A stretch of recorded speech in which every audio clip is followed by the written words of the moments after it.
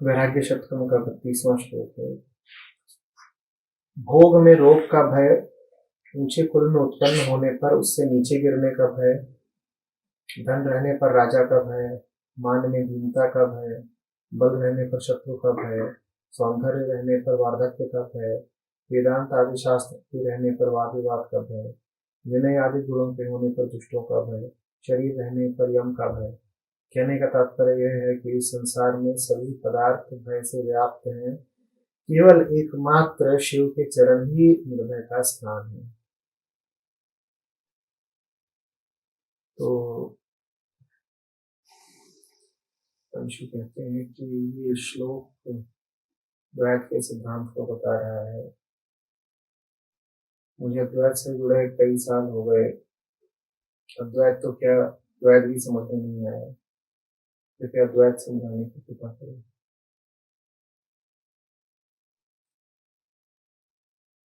जब तक समझने की जरूरत है तब तक द्वैत है।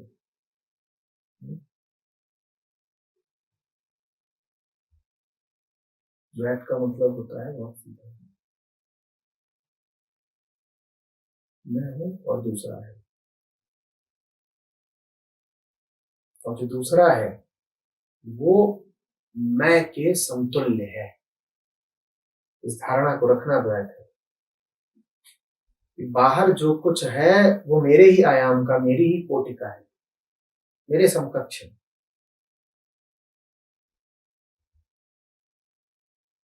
आत्मा में और इंद्रियों द्वारा प्रक्षेपित संसार में अंतर न देख पाना ही द्वैत है। मैं हूं ये बात आत्मा की है, बाहर संसार है, बिल्कुल है, इंद्रियां जो कुछ दिखाती हैं झूठ तो है नहीं, क्यों कहूं कि ये लकड़ी है नहीं, बिल्कुल है, पर ये उस कोटि की नहीं है, उस आयाम की नहीं है जिस आयाम में मैं हूं। इस बात को न समझ पाना द्वैत है। द्वैत का अर्थ है अपने आप को देखना, संसार को देखना, दो को देखना, इस विभाजन को देखना। इतने भर से द्वैत नहीं हो गया। इस विभाजन को देखना और जिन दो विभाजित इकाइयों को देखना, उनको समतुल्य मान लेना। तो ये पदार्थ है और इसी पदार्थ के समतुल्य मैं भी पदार्थ हूं, इस भावना में जीना द्वैत है। ये पदार्थ है और इसी पदार्थ के समतुल्य मैं भी पदार्थ हूं, इस भावना में जीना द्वैत है। अद्वैत क्या है फिर? अद्वैत का अर्थ है कि मैं पदार्थ मात्र नहीं हूं, आत्मा का आयाम अलग है, आत्मा कहीं और की है, अतुल्य है, उसकी समकक्षता नहीं की जा सकती, उसका कोई जोड़ीदार नहीं है, असंग है। आप ये नहीं कह सकते कि आत्मा और संसार, ये बहुत अजीब बात हो जाएगी। अगर आप सुनते हो फूल और कांटा तो आपको अजीब लगता है, वो कोई अजीब बात नहीं है। अजीब बात है आत्मा और संसार।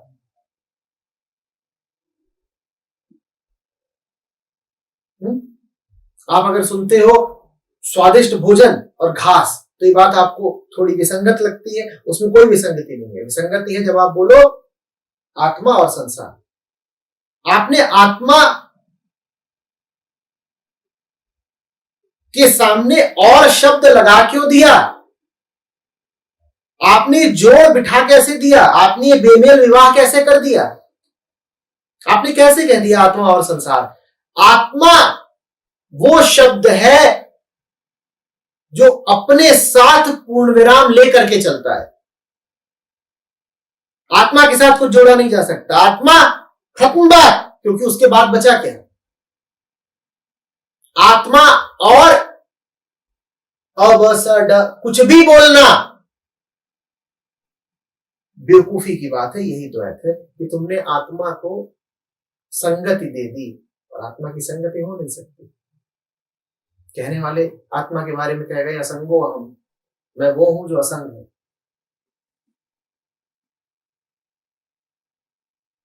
मैं वो हूं जिसका कोई साझेदार नहीं, मैं वो हूं जिसका कोई बाप नहीं, मैं वो हूं जिसका कोई बेटा नहीं, मैं वो हूं जो बस है और सिर्फ वही है। हमें भी केवलम। और अगर सिर्फ मैं ही हूं तो मेरे साथ जोड़ करके संसार की बात क्यों कर रहे हो? हाँ, संसार है पर किसी और दर्जे का है, उसकी बात मेरे साथ मत करो। हुँ? संसार बोल लो, अगर संसार की बात करना चाहते हो तो बोलो संसार, पर ये कभी मत कहना आत्मा और संसार। ये कभी मत कहना कि मैं इस दुनिया में हूं, क्योंकि तुम हो आत्मा और दुनिया में जो कुछ है वो दुनिया का है, तुम इस दुनिया के नहीं हो। ये भावना रखना कि मैं इस दुनिया का हूं, मैं एक संसारी हूं, यही द्वैत है। जब तुम कहते हो मैं इस दुनिया का हूं तो तुमने अपने आप को और दुनिया को एक ही धरातल पर उतार दिया। धरातल सिर्फ दुनिया के होते हैं, धरा सिर्फ दुनिया में है, हर तल इस दुनिया का है। तुम किसी तल के नहीं हो, तुम इस धरा के नहीं हो।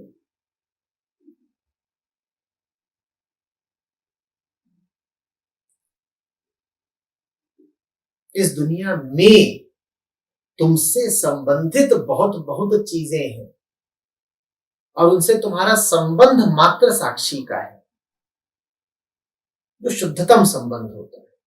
और कोई भी तुम संबंध रख रहे हो तो द्वैत हो गया मामला। अद्वैत का अर्थ है मेरा और दुनिया का संबंध दृश्य और दृष्टा का है, जिसमें दृश्य है दुनिया, दृष्टा हूं मैं।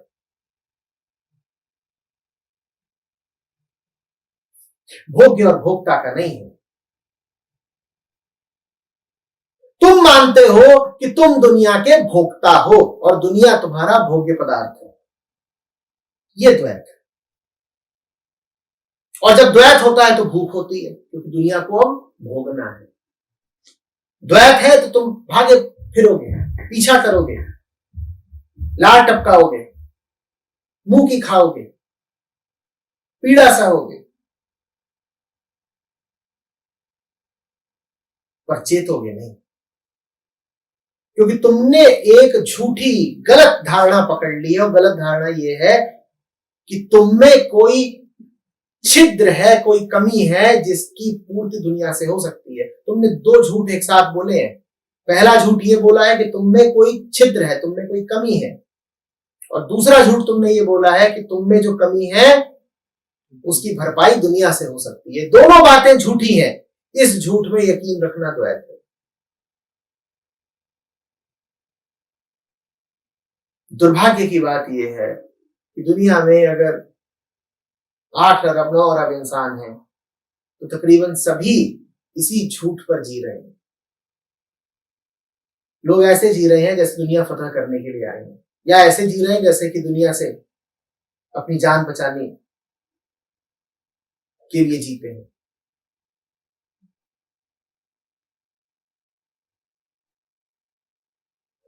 और सबको लगता यही है कि या तो दुनिया से कुछ हासिल किया जा सकता है या दुनिया में कुछ गवाया जा सकता है।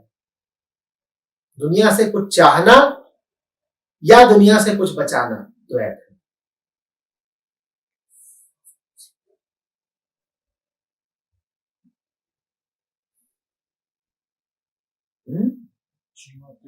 दुनिया का संतुलन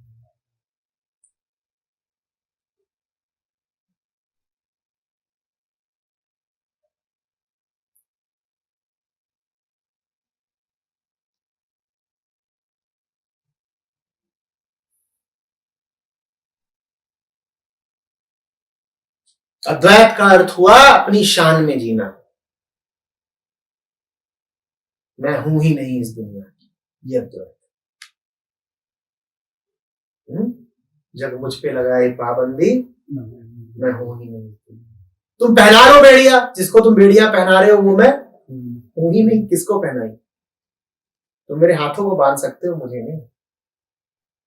और अगर और साफ कहना हो तो तुम इन हाथों को बांध सकते हो, मुझे नहीं। मैं ये भी नहीं बोलूंगा कि मेरे हाथ है, तुम इन हाथों को बांध सकते हो, मुझे नहीं। मैं हूं ही नहीं इस दुनिया में। ये अद्वैत। अद्वैत अद्वैत कहता है पकड़ो तो जाने। क्या कहता है अद्वैत? पकड़ो तो जाने। और किससे कहता है?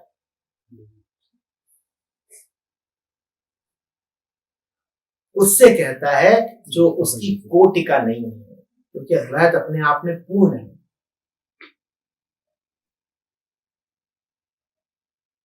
अद्वैत की कोटि है सत्य और संसार की कोटि है निस्सारता। इन दोनों को आमने सामने नहीं रखते। अद्वैत है सार और संसार है निस्सार, तो इन दोनों को आमने सामने नहीं रख सकते। सार को निस्सार से मिश्रित न करना ही अद्वैत है। सार को असार से मिश्रित न करना ही अद्वैत है। नित्य को अनित्य से मिश्रित न करना ही अद्वैत है। अनित्य भी है, इंद्रियों के देखे अनित्य भी है। मैं नहीं इनकार करता कि अनित्य नहीं है, इंद्रियों के देखे अनित्य भी है, पर है तो भी वो अनित्य ही है। इंद्रियों के देखे असार भी है, मैं नहीं इनकार करता कि असार नहीं है, पर असार है भी यदि तो असार ही है।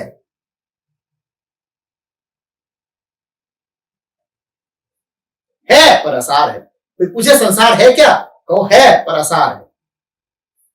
शंकराचार्य बोल रहे थे जगत मिथ्या। जगत मिथ्या का अर्थ ये नहीं होता है कि जगत है नहीं, इसका अर्थ है कि जगत है पर मिथ्या है, नहीं है। उसका जो भी अर्थ जानना चाहोगे, है तो पर नहीं है। जो नहीं हो के भी भाषित हो उसे संसार कहते हैं। तो हम नहीं मना करेंगे कि संसार है, हम तो कहेंगे संसार है और पानी पिएंगे। संसार नहीं है तो पानी कहां से आया? संसार नहीं है तो ये आसन कहां से आया? सब है। संसार नहीं है तो ये शब्द कहां से आए? संसार ना होता तो बात भर रह जाती, सार भर रह जाता, पार ब्रह्म रह जाता। शब्द ब्रह्म कहां से आता? संसार है तो ये गला है, संसार है तो तरंगे हैं जो तुम्हारे कानों तक जा रही हैं, तो ये शब्द है। पर जहां से ये शब्द आ रहे हैं वो संसार का नहीं है। तुम संसार मिटा दो, ये वाणी मिट जाएगी, पर वो नहीं मिटेगा जिसकी बात ये वाणी कर रही है।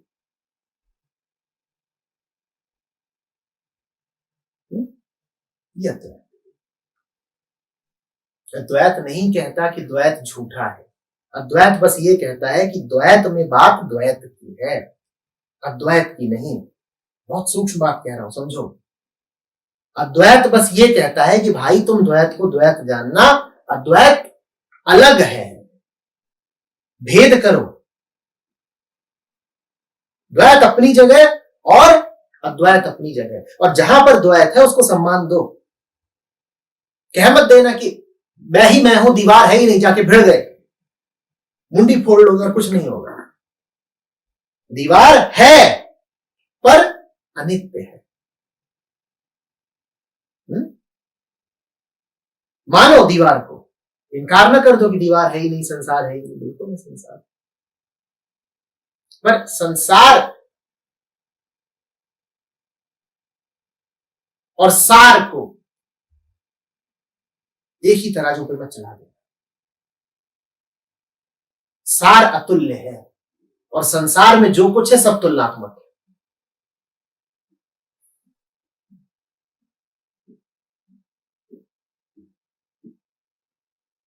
फिर दोनों का ही होना संसार भी और संसार के पार भी है। अगर कोई ऐसे बोले कि संसार नहीं है तो मन बहुत चालाक है, तो मन को ये मिल जाता है कि तामसिक होने का भी एक बहाना मिल जाएगा कि संसार नहीं है तो मैं पिट रहा हूं, तब भी पिटते रहो। संसार नहीं है वही बोलेगा जिसके पास सार भी नहीं है।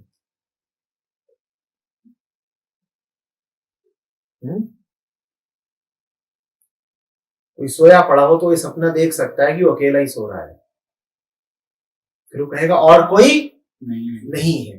जो जगेगा वही कहेगा कि और लोग हैं लेकिन सोए हुए हैं। जो स्वयं भी सो रहा है वो मजे में कह सकता है कि और तो कोई है ही नहीं, संसार है ही नहीं, मैं ही मैं हूं। अगले जग तो तुझे पता चलेगा कि दूसरे हैं, पर दूसरों में और तुझ में आयामगत भेद है। दूसरे भी हैं पर वो सोए हुए हैं, तू जगा हुआ है। और जागृति का कोई समकक्षी नहीं होता। जागृति कई प्रकार की नहीं होती, जागृति के कई रंग नहीं होते, कई गुण नहीं होते। जागृति मात्र जागृति। जागृति की तुलना नींद से नहीं की जा सकती। दोनों को एक पे देख लेना उसी को आसक्ति है। जब दोनों को एक पे देख लोगे तो वो जो दूसरा है उससे तुम आसक्त हो ही जाओगे, क्योंकि तुम्हें वो अपने जैसा लगेगा। एक खरगोश जब दूसरे खरगोश को देखता है तभी तो आसक्त होगा। दो चीजें चाहिए आसक्त होने के लिए। पहली, कोई दूसरा दिखे, दूसरी जो दूसरा दिखे वो अपने जैसा हो। खरगोश को गीदड़ से तो नहीं आसक्ति होती, और खरगोश को चींटी से भी नहीं आसक्ति होती। खरगोश को किससे आसक्ति होती है? खरगोश से। अब दो शर्तें पूरी हो रही है। पहली शर्त क्या कि कोई दूसरा दिखा, और दूसरी शर्त कि अपने जैसा दिखा। तो आसक्ति का मूल कारण है कि तुमने संसार को अपने जैसा मान लिया। अगर सिर्फ संसार दिख रहा है तो आसक्ति नहीं होगी। आसक्ति तब पैदा होगी जब संसार अपने समतुल्य लगे। नर खरगोश को मादा खरगोश दिख गई, उसने कहा तो मेरे जैसी, ये अब मुझे शांति दे सकती है, अब इसका भोग करके मुझे चैन मिलेगा। अगर वो सिर्फ ये देखता है दूसरा खरगोश है लेकिन मैं कुछ अलग हूं, तो उसे आसक्ति नहीं है। आत्म परिभाषा पे नहीं है। बिल्कुल। संसार को देखो, उसके जितने क्रियाकलाप हैं उनमें संलग्न होना है, हो जाओ, पर अपने आप को संसार के संदर्भों में कभी परिभाषित मत कर लेना। ये मत कह देना कि मैं दुनिया से संबंधित इकाई हूं। परिभाषित नहीं,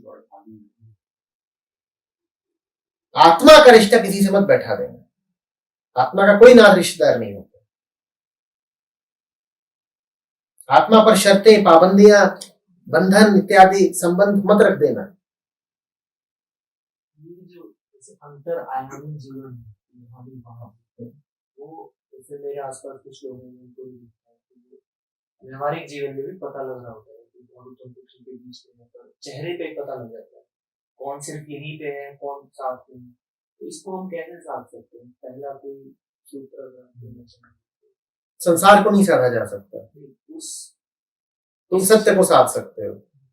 तुम्हें भीतर की शांति से इतना प्रेम होना चाहिए कि उसको तुम छोड़ने को तैयार ही नहीं हो। जैसे कि कोई बच्चा माँ के साथ फिल्म देखने गया है, फिल्म तो देख रहा है पर माँ की गोद नहीं छोड़ रहा। फिल्म चल रही है, पूरी फिल्म देखेगा, और फिल्म में पूरा संसार है, पूरी दुनिया की बात हो गई, लेकिन वो फिल्म कहां बैठे बैठे देख रहा है, वो नहीं छोड़ेगा। वो ऐसे जियो, पूरी लीला देखेंगे लेकिन मां की गोद नहीं छोड़ेंगे। ऐसा नहीं कि मां की गोद में आंखें बंद कर ली हैं, देख हम सब कुछ रहे हैं, लेकिन सही जगह पर बैठ के देख रहे हैं, वो नहीं छोड़ेंगे। अब सामने कभी हिंसा के दृश्य चल रहे हैं, कभी बारिश हो रही है, कभी धूप है, कभी खाने पीने की चीजें आ रही हैं, कभी आकर्षक खिलौने हैं, बच्चा सब देख रहा है, वो नहीं छोड़ रहा। ऐसे ही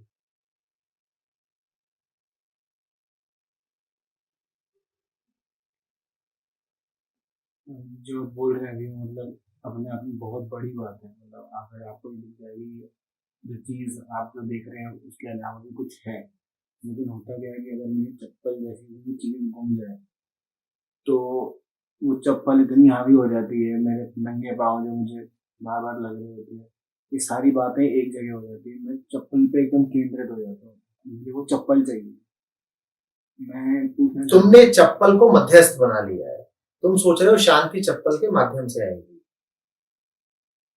हाँ अपना और शांति का सीधा रिश्ता रखो, उसमें किसी बिचौलिए की जरूरत नहीं है। चप्पल हो ना हो वो रिश्ता रहेगा। बच्चे के कपड़े बदलते रहते हैं, माँ से उसका रिश्ता थोड़ी बदल जाता है। माँ की साड़ियां बदलती रहती हैं, बच्चे से उसका रिश्ता थोड़ी बदल जाता है।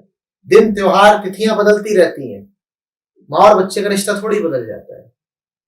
दुनिया भर में जो दृश्य आ रहे हैं, फिल्म में पर्दे पर जो दृश्य उठ रहे हैं, आवाजें आ रही हैं, बदलती रहती हैं। माँ और बच्चे का रिश्ता थोड़ी बदल जाता है। कोई मध्यस्थ नहीं चाहिए। आप ये थोड़ी कहोगे कि बच्चा जब पीले रंग की शर्ट पहन के आएगा तो माँ का प्यारा होगा, या कि बच्चे ने जब चप्पल पहन रखी होगी तो उसे मां मिलेगी। अरे चप्पल हो या ना हो, शांति तो सदैव है। शांति को शर्तों में मत बांधो, उसे बेशर्त रखो।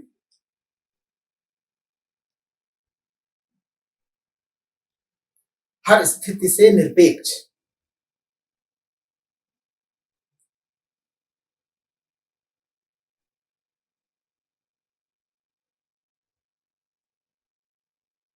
जैसे चप्पल ही है, चप्पल ही मुझे दिख रहा है कि ठीक है मुझे अशांत करिए, मुझे चप्पल नहीं मिल रहा है, तो क्या मेरे सोच सोच करके शांत होने से वो लग नहीं मुझे प्रयोग कर लो शांत कि नहीं क्या शांत रहते हुए भी चप्पल नहीं ढूंढी जा सकती। अद्वैत नहीं कहता कि तुम द्वैत को भूल जाओ, चप्पल चाहिए। पदार्थ और पदार्थ समकक्षी होते हैं। पांव पदार्थ है, चप्पल भी पदार्थ है, और जमीन पर जो कांटे हैं, रोड़ियां हैं, वो भी पदार्थ है। पांव पदार्थ को कांटा पदार्थ परेशान कर देगा अगर बीच में चप्पल पदार्थ नहीं है। तुम खोज लो, पर क्या ये खोज शांति के साथ रहते हुए भी नहीं हो सकती? बस यही है। तुम्हें जो करना है करो, इतना बता दो कि अशांत होकर तुम कौन सा काम बेहतर कर लेते हो। जो भी करना है वो मां की गोद में बैठ के करो ना, शांत रह के करो ना, उसको क्यों छोड़ते हो? जो ऐसा होता है ना कि आपका मन ही आपके पीछे पड़ा रहता है कि वो शांति से भागे, मतलब वो आएगा तो मन कुछ नहीं है, मन धारणाओं का पिंड है। धारणाएं बदल जाएंगी, मन बदल जाएगा। ये तुमने धारणा पकड़ रखी है कि कुछ करोगे कुछ पाओगे, कोई स्थिति अनुकूल होनी चाहिए तब शांति है। स्थितियां अनुकूल हो प्रतिकूल हो, जो हो सो हो, हर स्थिति में भीतर हृदय में शांति का बिंदु बना रह सकता है। और जब वो बना रहता है, जीवन बदल जाता है, तुम्हारी हरकतें बदल जाती है। कोई काम नहीं है जो शांति से न किया जा सकता। तो मुझे एक काम बता दो जिसके पूरा होने में शांति बाधा है।